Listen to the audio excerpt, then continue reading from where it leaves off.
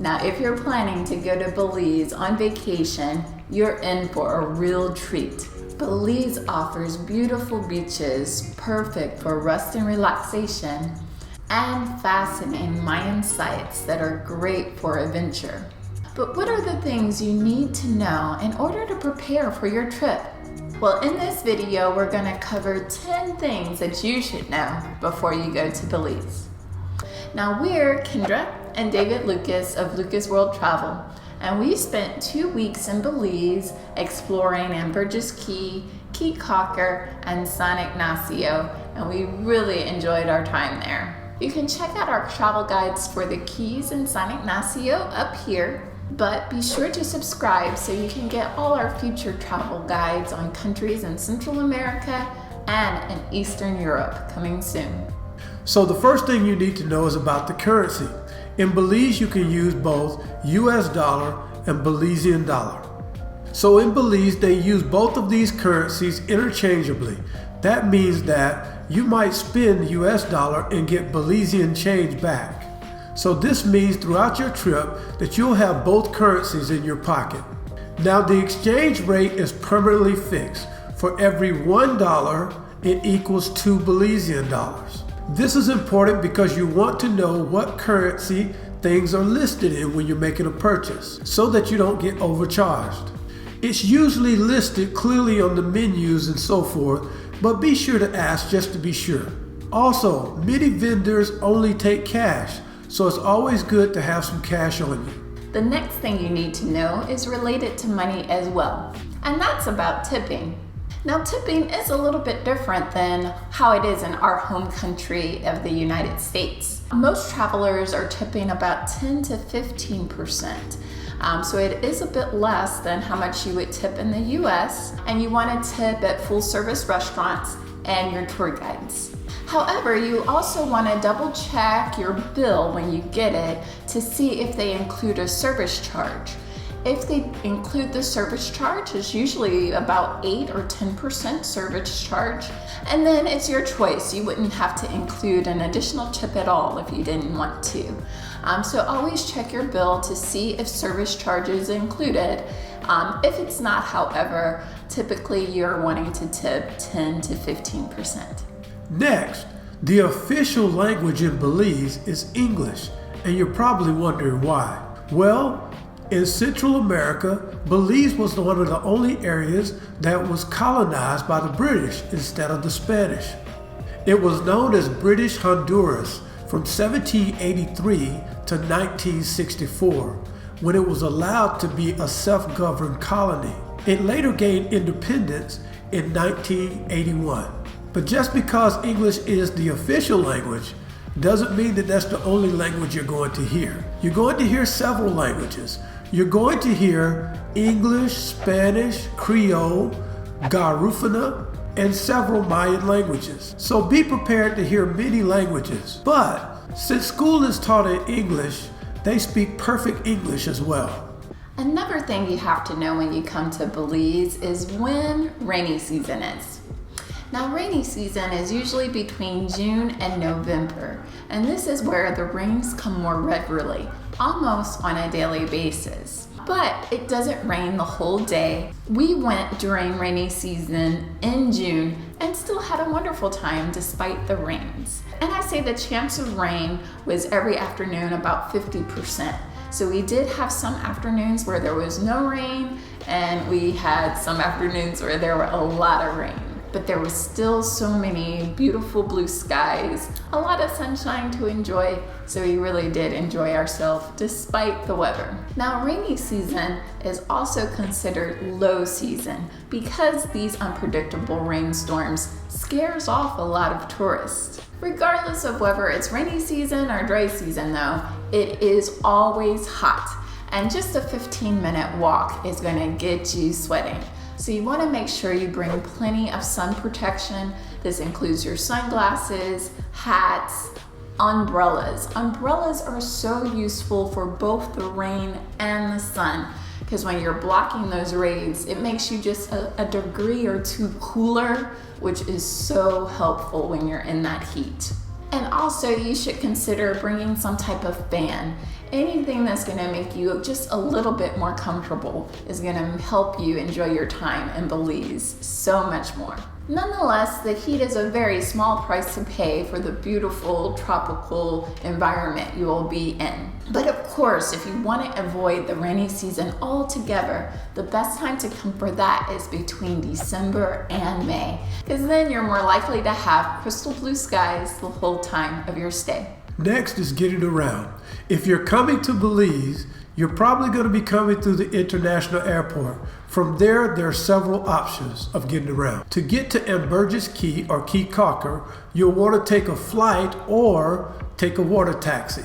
Flying is a 15-minute trip on a small plane. You can book through Maya Island Air or Tropic Air, and the cost starts at $89 a person. You can also take a boat or a water taxi to the islands, and these cost about $20 to $30 per person and takes about an hour to get there. Keep in mind though, you'll have to take a taxi from the airport to the ferry port, and that's an additional $25 to $30. If you're traveling to the mainland though, you can either rent a car or take a bus. Now, car rentals do sell out in high season, so you might want to book that in advance so as to avoid disappointment. Highways to the main cities are well paved and easy to get to.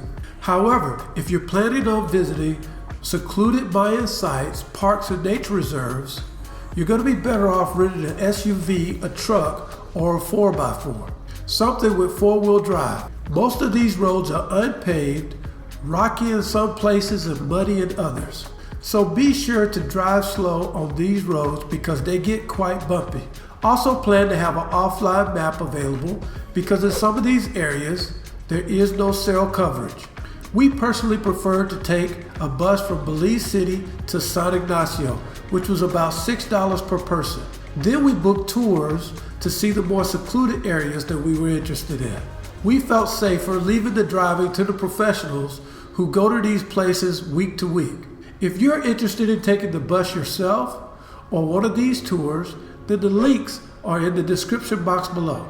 Next, let's cover the places you want to go when you come to Belize. Now, the most popular spots are the Belize Keys, namely Caye Caulker, which was our favorite one, and Ambergris Caye. Now, Belize is most famous for having the second largest barrier reef in the world. And in case you're wondering, the first largest is in Australia, their Great Barrier Reef. But Belize's barrier reef is also a UNESCO World Heritage Site. And in our opinion, it is absolutely obligatory that you go explore it for yourself when you come to Belize. There's also other options including Tobacco Caye and Half Moon Caye, which are a bit further out, but are lovely places to explore as well. On the mainland, you have beach towns like Hopkins and Placencia, where you can take in all those beach vibes, and they also have a few barrier reef tours from there as well. We didn't get to see these mainland beach towns, but we hear great things about them from other travelers. We also highly recommend visiting San Ignacio so you can have the joy of exploring the ATM cave and a couple of the Mayan pyramid sites. They have several in the area that are just gorgeous, and you can learn so much about the Mayan civilization there. Now, on the other hand, let's talk about the places you probably don't want to go. Now, we hate to say it, but you might want to avoid Belize City. For one, it doesn't have that many tourist attractions like some of the other places. But second of all, it's known to have a high rate of violent crime. So it can be dangerous for tourists and locals alike. I remember we were walking into a shop to ask a lady for information about the bus schedule, and she was crying.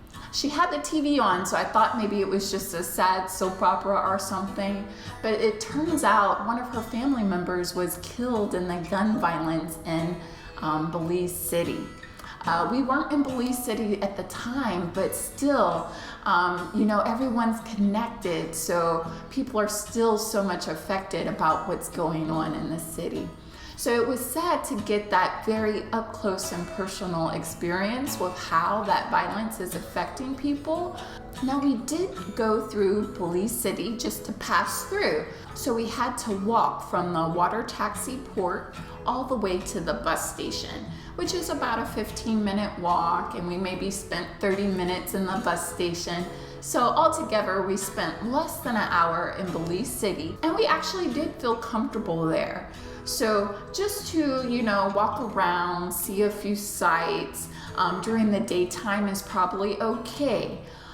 But if you do have to stay in Belize City overnight, you would just want to be more cautious about trying to book a accommodation that is in a good location, and also an accommodation that has good security as well. So you want to be a little bit more conscious about where you're booking. If you do have to go around at night, try to schedule taxis so that you're not walking around and that you're more protected. Luckily, the rest of Belize is very safe, and they do not have that violent crime problem in the rest of the country. So you don't have to worry about that once you get out of Belize City. Next up is something very important, and that is don't drink the water. A lot of people will tell you, especially locals, they will tell you not to drink the water. But unfortunately, when we looked on Google, we found out that Google was saying it was fine and it was safe to drink the water. Sometimes Google doesn't have it on point, and this was one of those occasions. Because we travel a lot, we have gotten sick from drinking water that wasn't up to par, and this could ruin a 2-week trip easily. Like if you're on a vacation, we're traveling long term, but if you're on a vacation, you only got a week or a couple of days in a city, and your stomach gets messed up, it can really ruin your vacation. So definitely don't drink the water. And I know people get that misinformation, but the locals tell you that they drink bottled water there. So definitely don't drink the water. Another good thing for you is that Belize is not very crowded. The whole country has a population of about 400,000 people, which is about the size of Tulsa, Oklahoma, a city we don't even consider very big, but that's the whole population of Belize, spread out over an area about the size of New Hampshire. So there's lots of room to spread out there, and even when it's high season, it doesn't typically feel too crowded. So you can enjoy the beaches, you can enjoy the sights without having massive crowds around you. So next, you're gonna have to slow down and consider island time. Now, coming from the United States and other places, busy cities, we're used to moving a bit faster, at a faster pace. But remember, you're here to relax. So when you get to Belize, you want to slow down and take your time and go slow. Also, the people are very laid back, very cool, very subtle about things. And so service will be a bit slower than you're used to. I remember Kendra and I were on the beach, and our service was it took an hour to get a meal. But for them, that is not a big deal. For them, they're taking in the views, they're loving the water, they're loving the fresh air, they're loving their conversation and everything else, or their drink. And so this is a time to chill out. So I hope that you're not frustrated by the wait. It's just a thing. It's called island time. And you have to just really slow down and enjoy it. And it varies place by place. We've gotten very fast service some places and very slow service some places. So it all depends. But should you come across that slow place, just know that you're on island time and to enjoy it.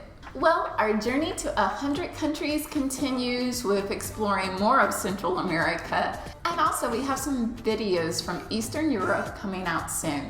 So make sure you like, subscribe, and hit the bell so you're getting our best travel tips every week. Until then though, check out our Belize Keys and our San Ignacio guides on the playlist right over here. As always, thanks so much for watching and happy travel planning until next time. Bye!